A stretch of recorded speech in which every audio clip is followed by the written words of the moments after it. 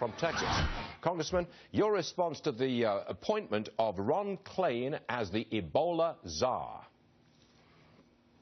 Well, I think it is important to have a point person. At this point, the president's sort of recycling czars within the administration. I do think there has been a complete loss of confidence in the White House in the handling of this crisis. I'm hopeful that they are able to pull it back together. We need a very smart, all-in strategy on this crisis. Do you think that they are pulling it back together? They've got the czar. He's appeared in front of the cameras.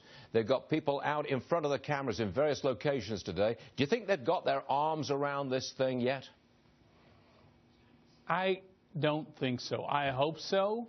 But I haven't seen signs they have. And a good example would be this travel ban. It makes so much sense in West Africa, countries that neighbor these infected countries like Senegal and Cote d'Ivoire have used travel bans. They are effectively Ebola-free. The United States, more than 5,000 miles away, we are not. It seems to me that this is a very common sense part of a smart strategy on prevention of this disease.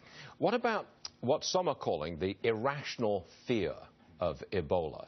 And we just used the example of the cruise ship, which has a nurse on board who may have had some contact with some specimens taken from Mr. Duncan. This person was in self-quarantine on board the ship, but he can't even dock. The passengers cannot get off. Is that irrational fear? You know, I think in most of America, you don't see that irrational fear. I think you see a pretty healthy dose of caution. I know that students who traveled with the nurse from Dallas, they sent the kids home, contaminated the school, just took the precaution. The student is staying home for 21 days. Just, again, some common sense approaches. So I think America, for the most part, is remarkably calm about this. I just think they wish the government would get their act together on it. Yes, sir. Kevin Brady, thank you very much indeed for joining us. A very poignant moment, the appointment of an Ebola czar. Kevin Brady, everyone. Thank you, sir. Appreciate it.